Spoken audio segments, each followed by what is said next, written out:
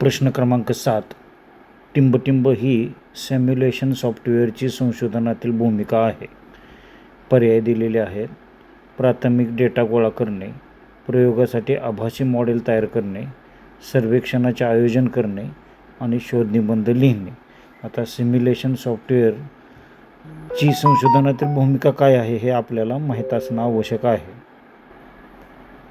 पण त्यापूर्वी simulation software म्हणजे काय ते आपल्याला माहीत असणं आवश्यक आहे. तर सिम्युलेशन सॉफ्टवेअर म्हणजे असे सॉफ्टवेअर जे वास्तविक परिस्थितीचे संगणकावर कृत्रिम किंवा आभासी मॉडेल तयार करते. म्हणजे रिअल लाईफ सिच्युएशनचे संगणकावर कृत्रिम किंवा आभासी मॉडेल तयार करते. आणि संशोधनामध्ये अनेक वेळा प्रत्यक्ष प्रयोग करणे खर्चिक किंवा धोकादायक किंवा वेळखाऊ असते. अशा वेळी सिम्युलेशन सॉफ्टवेअर वापरून संगणकावरच प्रयोग केले जातात. त्याला सिम्युलेशन सॉफ्टवेअर असं म्हटलं जातं.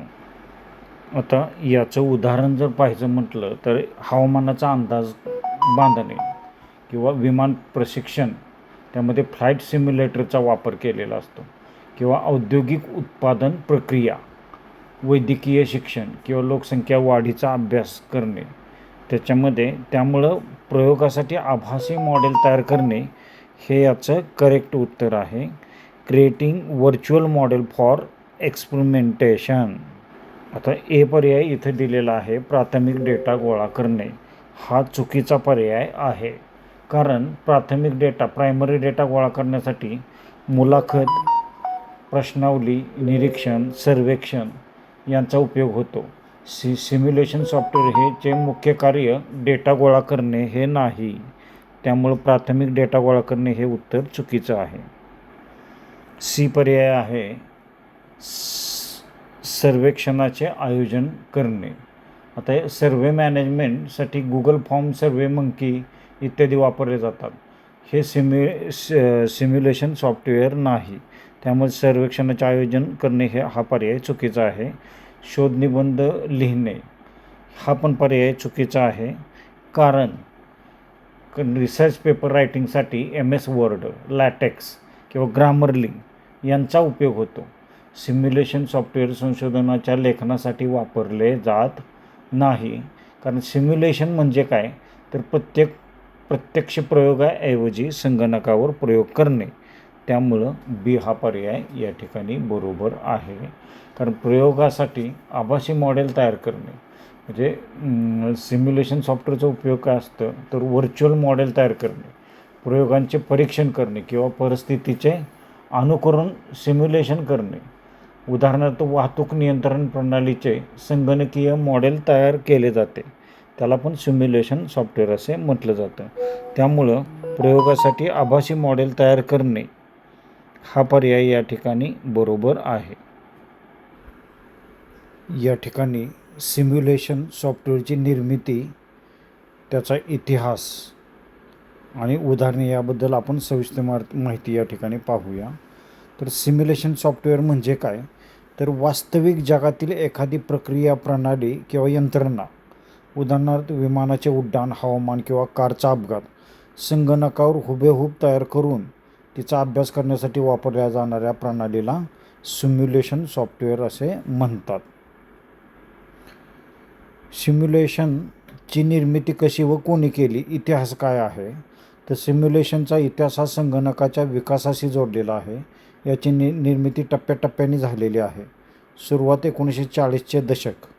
आधुनिक सिम्युलेशनची सुरुवात जॉन वॉन न्यूमन आणि स्टॅनिस्लॉ उलाम या शास्त्रज्ञांनी केली. त्यांनी मॅनहॅटन प्रोजेक्ट अणुबॉम्ब निर्मिती दरम्यान न्यूट्रॉनच्या वर्तनाचा अभ्यास करण्यासाठी मॉन्टे कार्लो पद्धत शोधली. हे जगातील पहिले गणितीय सिम्युलेशन मानले जाते. त्यानंतर पहिले सिम्युलेशन सॉफ्टवेअर जे आहे 1960च्या दशकात तयार केलं गेलं. कीथ डग्लस टॉर्चर यांनी 1960मध्ये GSP म्हणजे जनरल सिम्युलेशन प्रोग्राम या नावाचे जगातील पहिले जनरल पर्पज सिम्युलेशन सॉफ्टवेअर विकसित केले आहे. त्यानंतर सिम्युला 1967 ओले जोहान डाहल यांनी क्रिस्टन नायडर यांनी स्मुले नावाची प्रोग्रामिंग भाषा तयार केली. या भाषेने सॉफ्टवेअरचे जगातील ऑब्जेक्ट ओरिएंटेड प्रोग्रामिंग OOP ची संकल्पना दिली, ज्यामुळे गुंतागुंतीचे सिम्युलेशन सॉफ्टवेअर बनवणे सोपे झालेले आहे. सिम्युलेशन सॉफ्टवेअरची प्रमुख उदाहरणे काय आहेत तर आज वेगवेगळ्या क्षेत्रात विशिष्ट कामासाठी विविध सिम्युलेशन सॉफ्टवेअर वापरली जातात. तर त्याचं उदाहरण पाहायचं म्हटलं तर मेटालॅब किंवा सिम्युलिंक हे गणितीय मॉडेलिंग आणि डायनॅमिक सिस्टीमचे सिम्युलेशन करण्यासाठी जगातील सर्वात लोकप्रिय सॉफ्टवेअर आहे. त्यानंतर ॲनसिसचा वापर वाहने, विमाने, पुलांवर येणारा ताण, उष्णता, हवेचा दाब, एरोडायनॅमिक्स तपासण्यासाठी केला जातो. त्यानंतर सॉलिड वर्क्स सिम्युलेशन म्हणजे काय तर वेगवेगळ्या वस्तूवर प्रत्यक्ष उत्पादन करण्यापूर्वी ताण देऊन उत्पादन टिकेल की तुटेल याचे सिम्युलेशन यात केले जाते. आता विमान वाहतूक आणि संरक्षण, त्यामध्ये फ्लाईट सिम्युलेटर्स म्हणजे मायक्रोसॉफ्ट फ्लाईट सिम्युलेटर वैमानिकांना म्हणजे पायलट्सला प्रत्यक्ष विमान चालवण्यापूर्वी सुरक्षित वातावरणात प्रशिक्षण देण्यासाठी याचा वापर होतो. मिलिटरी सिम्युलेटर युद्धजन्य परिस्थिती, क्षेपणास्त्र चाचण्या, लष्करी रणनीती आखण्यासाठी याचे सिम्युलेशन केले जाते. वैद्यकीय क्षेत्रात म्हणजे मेडिकल सायन्समध्ये सर्जिकल सिम्युलेटर्स डॉक्टर आणि वैद्यकीय विद्यार्थ्यांना मानवी शरीरावर प्रत्यक्ष शस्त्रक्रिया म्हणजे सर्जरी करण्यापूर्वी व्हर्च्युअल पद्धतीने सराव करण्यासाठी हे सॉफ्टवेअर मदत करते. त्यानंतर हवामानाचा अंदाज, वेदर फोरकास्टिंग, WRF म्हणजे वेदर रिसर्च अँड फोरकास्टिंग हे जगातील हवामान, चक्रीवादळे, पावसाचा अंदाज घेण्यासाठी वातावरणातील बदलांचे सिम्युलेशन या सॉफ्टवेअरद्वारे केले जाते. अशा प्रकारे सिम्युलेशन सॉफ्टवेअरची इत्थंभूत माहिती आपण पाहिलेली आहे आणि टिंबटिंब ही सिम्युलेशन सॉफ्टवेअरची संशोधनातील भूमिका आहे.